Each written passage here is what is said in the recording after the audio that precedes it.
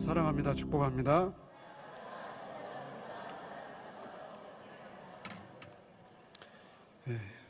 통역 안 해도 되겠습니까? 눈물로 뿌려 기쁨으로 거두는 원리라는 주제로 말씀 나누려고 합니다. 여러분, 아이들이 태어날 때 왜 울까요? When babies born, why they cry? 왜 울까요? 예?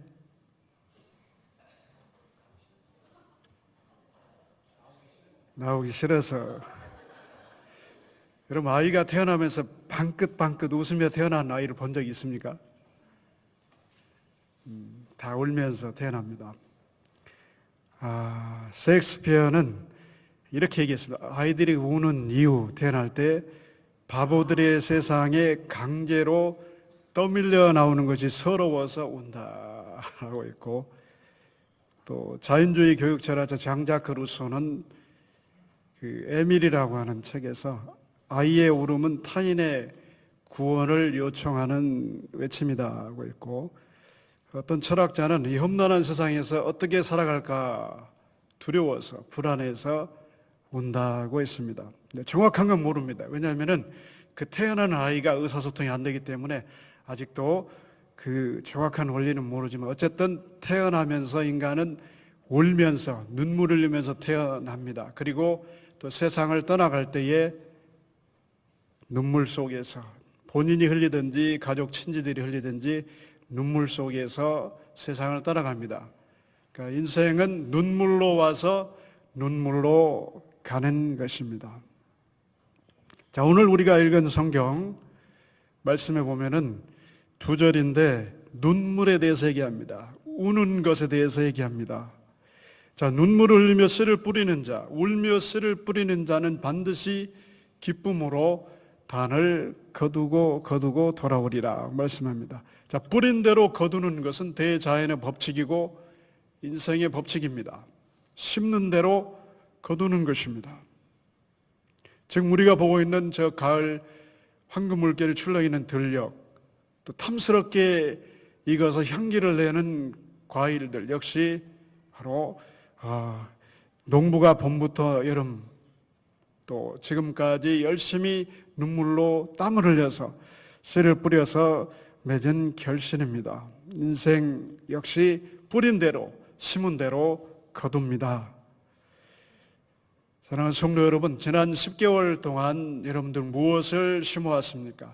아니, 인생을 여러분들이 통틀어서 무엇을 심어왔습니까? 깊이 생각하면서 오늘 말씀을 구체적으로 나누려고 합니다. 기쁨으로 곡식단을 거두려면은 어떻게 무엇을 심어야 되는가? 첫 번째는 눈물을 흘리며 씨를 뿌려야 합니다. 여러분, 어떤 때 눈물이 납니까? 고통스러울 때, 답답할 때, 괴로울 때, 힘들 때, 죽을 것 같을 때 눈물이 납니다. 물론 기쁠 때도 나지만은 대부분 괴로울 때 납니다. 그리고 눈물은 눈에서만 나는 것 아닙니다. 며칠 전에 새벽에 모양실 틈 사이에 이런 사진을 누가 넣어놓고 왔습니다. 한 50대 중반으로 보이는 아주머니입니다. 아들의 묘비 앞에서 묘비를 껴안고 찍었어요. 육군일병 김찬수의 묘. 전 이 사진을 받고 먹먹했어요. 그 아들을 잃어버린 어머니는 지금도 가슴에서 울고 있구나. 그걸 제가 느꼈습니다. 그래서 인간 영혼의 깊은 뿌리 내면에서 흘러나오는 그 눈물은 그 어떤 다이아몬드보다 귀합니다. 우리 현대인들의 삶을 한번 생각해 봅시다. 어떤 생존 경쟁의 전쟁터에서 우리가 살아갑니다. 많은 스트레스를 받습니다. 어떤 관계에서 오는 것, 가족 관계, 또 공동체, 직장, 또 삶의 여러 가지 문제들, 자녀 문제, 경제적인 문제, 건강 문제, 다양한 문제들 때문에 몸도 아프고 마음도 아픕니다. 그러면서 우리의 마음이 점점 삭막해지고 점점 우리의 정서가 메말라 가고 있습니다. 여러분, 위기가 어떤 위기가 가장 큰 위기입니까? 현대사의 위기는 감성이 메마른 것이 위기입니다. 우리 사회에서 일어나는 많은 사건들, 흉악한 사건들, 전부 감성이 메말라서, 인간미가 메말라서 그런 일들이 벌어지고 있습니다. 어제 뉴스에 보니까 우리 대한민국 사회를 욱하는 분노의 사회라고 그렇게 얘기를 했어요. 사람들이 터질 것 같아요. 왜? 스트레스가 가득 쌓여 있으니까요. 청년들 좁으면 앞으로 들어오세요. 거기서 자리 싸움 하지 말고. 자, 히라시마 야스이야의 책 인생도 비즈니스도 감성이 결정한다, 이 책에 보면 저자는 인간 내면의 갈등, 여러 가지 문제를, 그 원인을 감성에 메마른 데서 찾고 있습니다. 감성이 메마르니까 아무것도 아닌 일도 크게 보이고 아무것도 아닌 일이 전쟁을 치료할 만큼 심각하게 느껴지는 것이죠. 자, 이 시대의 감정을 누르고 또 감성을 무너뜨리는 것이 우리 대한민국에 있습니다. 일본도 마찬가지죠. 유교 문화권에 있는 사람들이 겪고 있는 그 어떤 정서의 압박이 있는데, 체면의식입니다. 체면의식. 남의 눈을 의식하는 거죠. 제가 아주 오래전에 대학생들을 데리고 일본에 갔는데 일본 사람들하고 같이 이렇게 지냅니다. 그 교회에서. 네, 일본 사람들이 그런 얘기를 합니다. 자기들은 밥을 많이 먹지 않는데요. 밥을 많이 먹으면 다른 사람들이 자기를 어떻게 생각할까 싶어가지고 밥을 적게 먹는답니다. 그게 정서적으로 굉장히 좋지 않는 것이죠. 자, 체면의식이 감성을 억누르고 감성을 망칩니다. 무너뜨립니다. 아파도 아프다고 잘 얘기하지 않습니다. 이것이 유교 문화의 특징입니다. 아프면 아프다고 해야 합니다. 근데 아프다고 얘기하지 않아요. 왜? 아프다고 얘기하면 다른 사람들이 나를 약하게 볼까 봐서. 그 눈물 잘 보이지 않습니까? 어렸을 때부터 눈물을 흘리면 어떻게 얘기합니까? 부모님들. 산의 놈이 눈물을 흘리냐? 이렇게. 산에도 눈물을 흘립니다, 여러분. 눈물을 흘려야 치료가 됩니다. 이건 과학적으로 증명이 된 것이죠. 눈물 속에 들어있는 수많은 눈물을 통해 나오는 독들이 밖으로 나온다고 이미 임상실험이 끝났지 않습니까? 그래서 우리는 항상 내 모습이 아닌 다른 모습으로 살아가려고 합니다. 나는 아무런 문제가 없는 것처럼, 나는 항상 듬직하고 건강하고 아무런 문제가 없는 것처럼 그렇게 내비치며 살려고 합니다. 그러다 보니까 내면의 정서가 엉망진창이 되고 황무지가 되고 메말라 비틀어져 가게 됩니다. 그러면서 많은 문제들이 생겨나게 됩니다. 성경에 보면 하나님은 성도의 눈물을 귀하게 보신다고 했습니다. 그리고 눈물을 흘리며 씨를 뿌리는 자가 기쁨으로 돌아온다. 곡식단을 가지고 돌아온다. 역설적으로 말씀하고 있습니다.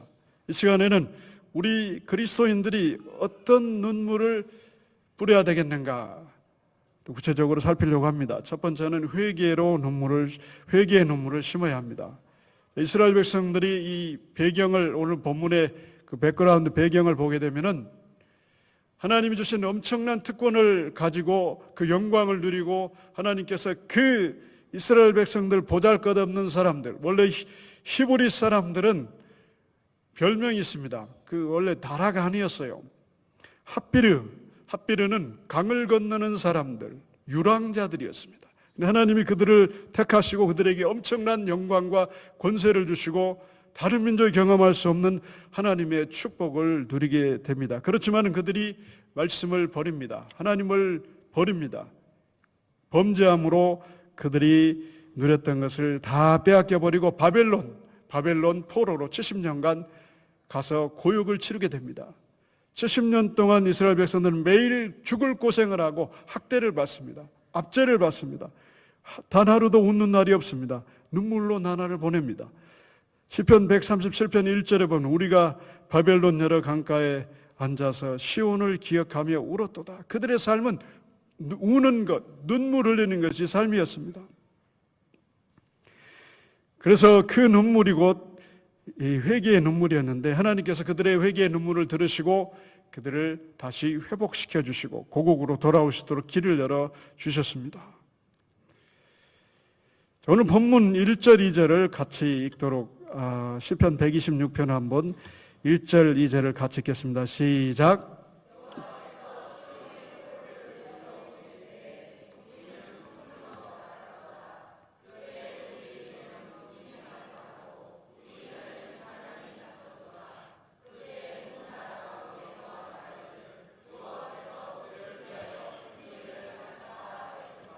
아멘.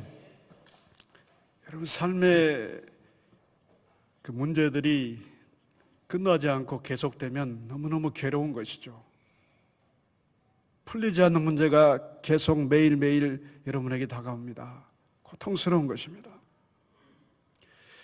여러분 삶 가운데서 정말 지독하게 이 정도는 아니야 되는데 안 풀리는 문제가 있을 때 여러분 십자가 밑에, 예수 십자가 밑에 나가십시오. 조용히 자신을 성찰해 보시기 바랍니다. 내가 하나님 앞에 어떤 모습으로, 하나님이 원하시는 모습으로 살아가는지, 그렇지 않는지를 여러분들이 성찰해야 답이 나옵니다. 인생이 풀립니다. 우리에게 지금 필요한 것은 눈물이죠. 회개의 눈물입니다. 한국교회에 필요한 것도 회개의 눈물이고 우리들에게 필요한 것도 회개의 눈물입니다. 삶을 고치기 위해서 우리가 하나님 앞에 엎드려야 되겠습니다. 회개하지 아니하면은 하나님과 막히게 되어 있습니다. 하나님이 싫어하는 죄를 불법 계속적으로 행한다고 하면은 우리가 하나님과의 관계가 깨어지는 것이죠. 자, 하나님은 성도의 회개의 눈물을 귀하게 보십니다. 영국에 대해 설교가인 스펄전은 이런 말합니다. 천국은 메마른 눈으로 들어갈 수 없는 곳이다. 우리가 천국문에 들어갈 때까지 주 앞에서 매일 우리의 죄를 주의 보혈로 씻고 정결하게 거룩한 신부로서 세마포 옷을 입는 그런 준비해야 하겠습니다. 회개하면 길이 열립니다. 회개하면 하나님의 은혜가 임합니다. 회개하면 풀리지 않는 문제들이 열리게 되어 있습니다. 하나님과의 관계가 회복됩니다.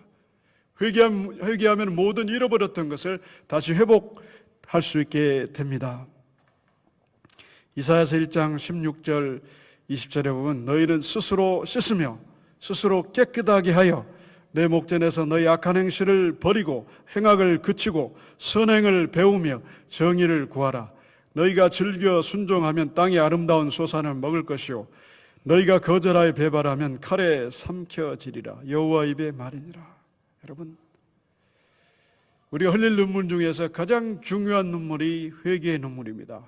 여러분 삶 가운데 여러분 자신의 모든 삶을 하나님 앞에 이 시간 여러분들 자신을 보시면서 정말로 회개의 눈물로 하나님께 드림으로 여러분의 문제들이 해결되고 또 여러분이 하나님의 은총 가운데 살 수 있기를 주의 이름으로 축원합니다.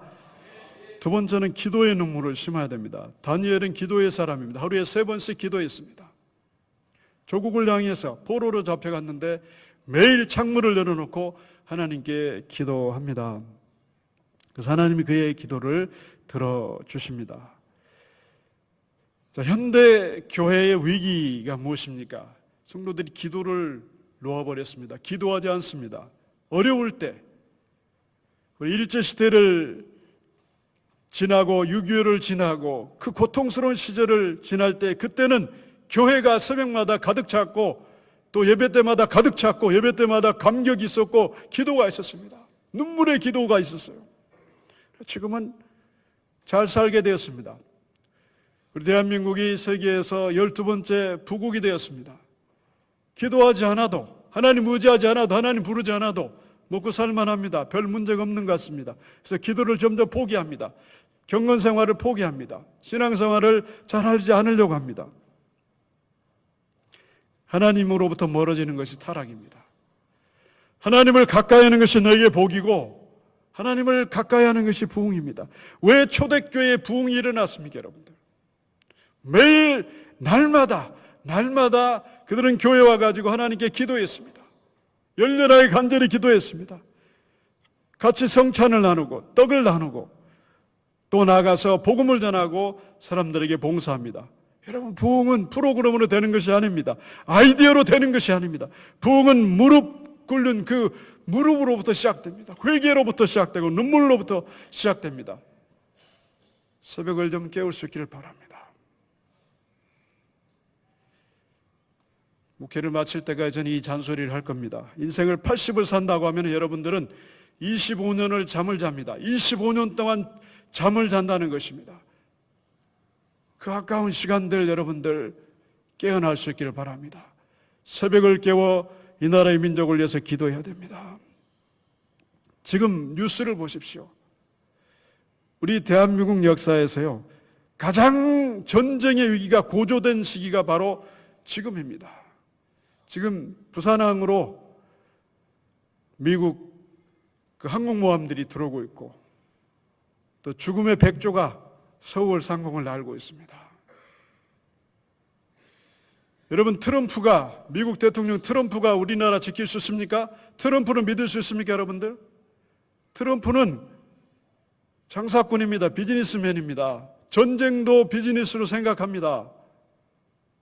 이라크, 시리아, 아프가니스탄, 미국이 어떻게 했는지 보십시오. 우리나라 같은 거 망해도 전혀 상관하지 않는 사람들 아닙니까? 이 나라를 어떻게 지킵니까? 우리 하나님께 기도해야 되지 않겠습니까? 다니엘처럼 기도해야 되지 않겠습니까? 여러분 가정을 어떻게 지킬 수 있습니까? 여러분 자녀들, 여러분의 남편, 아내를 어떻게 지킬 수 있습니까? 이 험악한 세상 가운데서 여러분들이 기도하지 않으면은 사탄이 여러분의 가정을 뚫을 것이고 작은 여우가 뚫을 것입니다. 우리가 위기감을 가져야 됩니다. 내 기도가 무너지면 내 가정이 망한다. 내 기도가 무너지면 내 자녀들이 망할 수 있다. 곁길로 갈 수 있다. 그런 위기감을 가지고 기도해야 되지 않겠습니까? 여러분 자녀들이 무슨 생각하면서 사는지 압니까? 무슨 행동을 하면서 사는지 여러분 알고 있습니까? 정확히?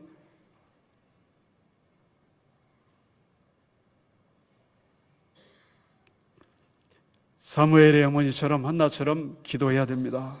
다니엘처럼 기도해야 됩니다. 기도의 눈물을 뿌려서 이 민족을 살리고 지키고 여러분 가정을, 여러분 자녀들을 지킬 수 있기를 주의 이름으로 축원합니다. 세 번째, 눈물의 기도로 삶의 문제를 해결해야 합니다. 여러분이 살아갈 때에 우리의 인생길이 고속도로처럼 확 뚫려지면 얼마나 좋겠습니까? 그러나 여러 가지 문제들이 꼬입니다. 내 생각대로 안 될 때가 너무 많습니다. 그때 우리가 기도해야 된다는 것입니다. 김중근 목사님의 기도의 능력 칼럼에 나오는 얘기입니다. 어느 일본 과수원에 과수원 운영하는 신실한 믿음의 사람들이 있습니다. 그런데 이상한 벌레떼들이 몰려들어서 그 과일을 갉아먹기 시작합니다. 약을 쳐봐도 끝나질 않습니다. 그래서 이분이 가족들과 함께 가서 교회에서 철학기도 하면서 부르짖습니다. 근데 그 다음날 어떤 일이 벌어졌습니까? 이상한 일이 벌어집니다. 그 과수원으로 수많은 새들이 몰려듭니다. 새들이 벌레들을 다 잡아먹습니다. 그래서 다시 이제 깨끗하게 과수원이 되었고 그의 풍작을 거두게 됐다는 그런 간증입니다. 할렐루야. 자, 이상한 벌레들이 나타날 수 있습니다. 이상한 벌레들이 어떤 경제적인 문제, 가족관계의 문제, 여러 가지 문제, 자녀의 문제, 물질의 문제, 이상한 벌레들이 생겨날 수 있어요. 아무리 떼내려고 해도 떼낼 수 없는 상황이 올 수 있습니다. 기도하십시오, 여러분들. 기도의 특권을 받은 여러분 아니겠습니까? 따라합시다, 다 같이. 우리가 기도하면 하나님이 일하신다. 다시 한번, 우리가 기도하면 하나님이 일하신다. 자, 두 번째, 기쁨의 단을 거두려면은 선한 것을 심고 악한 것을 뽑아내야 합니다. 자, 심는 대로 거두는 것이 대자연의 법칙이고 인생의 법칙입니다. 여러분들이 지금까지 살아오면서 무엇을 심었습니까? 어떤 걸 심어왔습니까? 여러분들이 지금까지 살아오면서 인생을 짧게 살았던 길게 살았던 무엇을 심어왔습니까?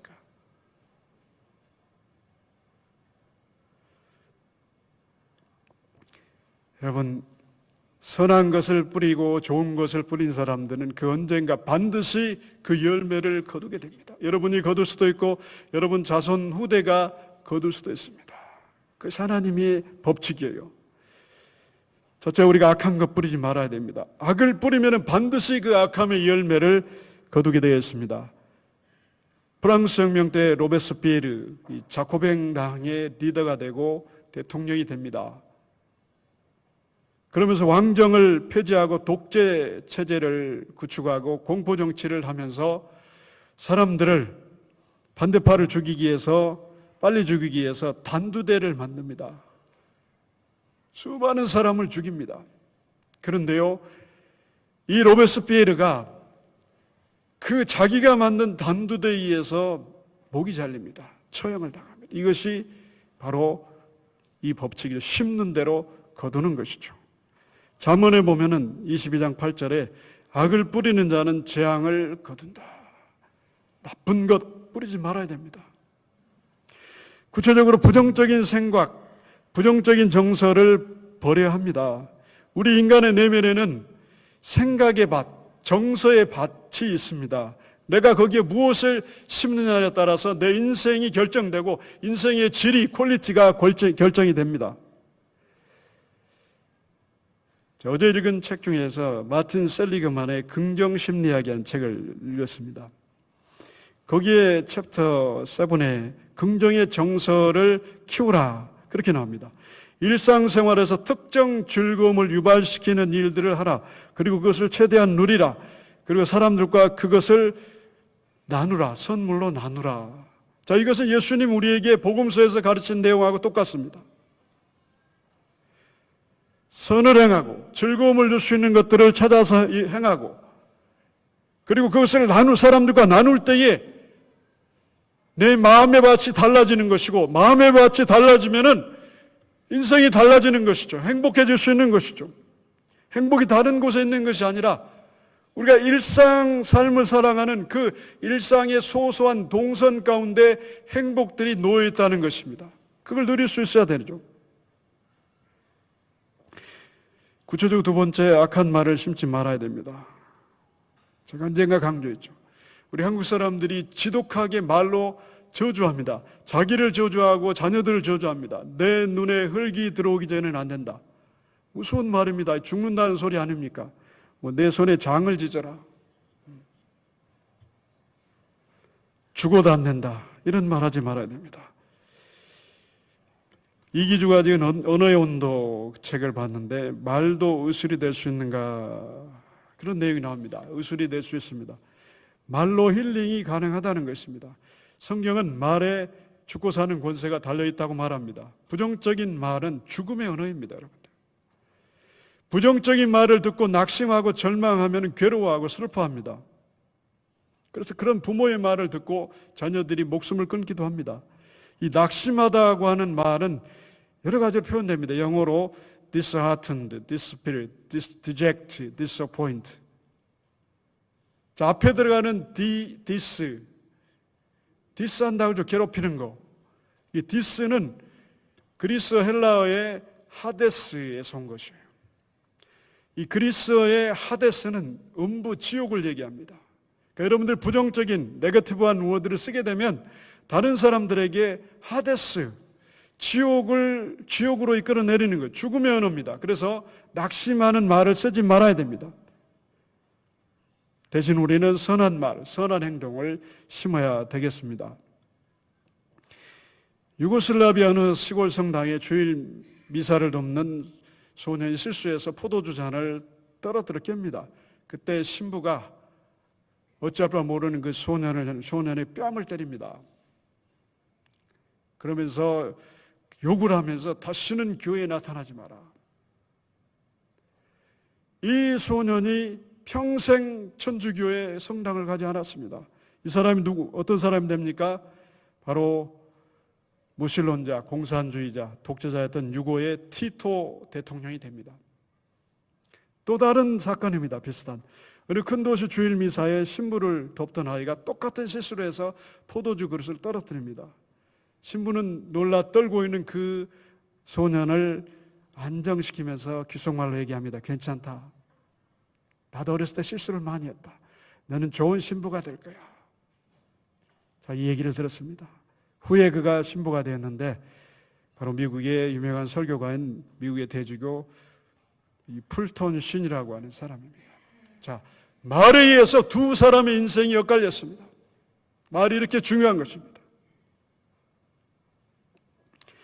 여러분, 축복의 말, 선한 말 할 수 있기를 주의 이름으로 축원합니다. 세 번째는 불순종과 완고함, 습관을 버려야 합니다. 민수기에 나오는 광야의 구약 성도들이 불평하는 습관 때문에 그들이 멸망을 당합니다. 그들은 하나님 말씀을 비웃습니다. 말씀을 전하는 모세를 비웃습니다. 대적합니다. 그 계명들, 말씀들을 던져버립니다. 그것이 당시에 그 얼마나 큰 죄인지를 깨닫지 못합니다. 여러분, 하나님 말씀을 듣고 행하는 자가, 아버지 뜻대로 행하는 자가 천국에 들어간다고 그랬습니다. 주여 주여 하는 자가 다 천국에 들어갈 것이 아니요, 교회만 왔다 갔다 한다고 천국에 들어갈 것이 아니라고 그랬습니다. 믿음 생활 분명히 해야 됩니다, 여러분들. 하나님 말씀을 믿어야 되고 하나님 말씀을 순종하라는 것입니다. 여러분 자신을 위해서 하라는 것입니다. 말씀을 여러분들이 두려워할 줄 알아야 돼요. 말씀을 여러분들이 두려워하게 되면은 그런 악한 습관, 불평하는 습관 우리가 버리게 되죠.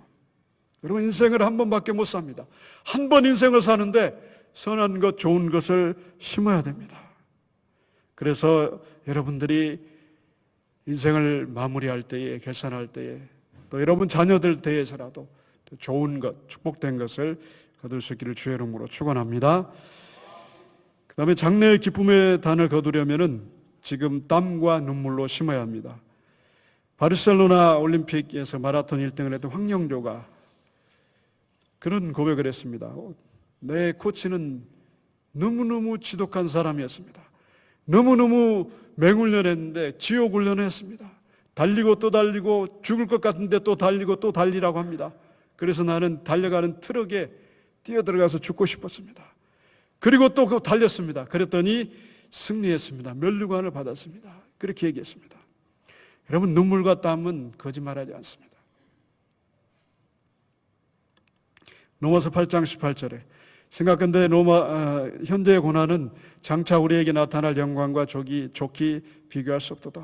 지금 여러분들이 힘이 있을 때, 지금 여러분들에게 건강이 있을 때, 물질이 있을 때, 재능이 있을 때 그걸 심으라는 것입니다. 그 눈물, 헌신의 땀 심으라는 것입니다. 우리가 고흥에 가서 섬겼습니다. 여기 심은 거죠, 우리가. 여러분, 눈물로 심고 땀으로 심고 또 감사로 심어야 돼요. 헌신할 때에, 봉사할 때에 모든 감사와 헌신의 꽃은 감사입니다. 감사로 심어야 돼요. 불평이 나오면 그건 헛된 거죠. 다 허물어뜨리는 거예요. 반드시 기쁨으로 우리가 감사함으로 심어야 됩니다. 그 다음에 세 번째, 하늘의 미랄로 심으면 반드시 기쁨으로 곡식단을 거두게 됩니다. 자, 미랄은 요한복음 12장에서 예수님께서 우리를 향해서 하늘의 미랄로 썩어지라고 말씀합니다. 썩어져야만 많은 생명이 잉태가 됩니다. 우리 한국교회의 문제는 썩어지지 않는 거, 하늘의 미랄에 되기 싫어하는 거죠. 세상 속에 들어가서 녹아지고 썩어져야 되는데 그렇지 않으려고 합니다. 그러니까 문제가 되는 것이죠. 썩어진다고 하는 것, 죽는 것, 자기를 부인하는 걸 말합니다.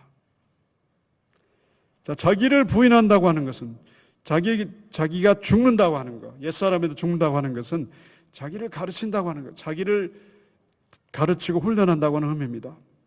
근데 사람들은 자기를 잘 가르치지 못합니다. 왜냐하면 자기를 잘 보지 못합니다. 자기의 장점은 모르는데 단점, 어두운 면은 잘 보지 못하기 때문에 자기를 잘 고치지 못합니다.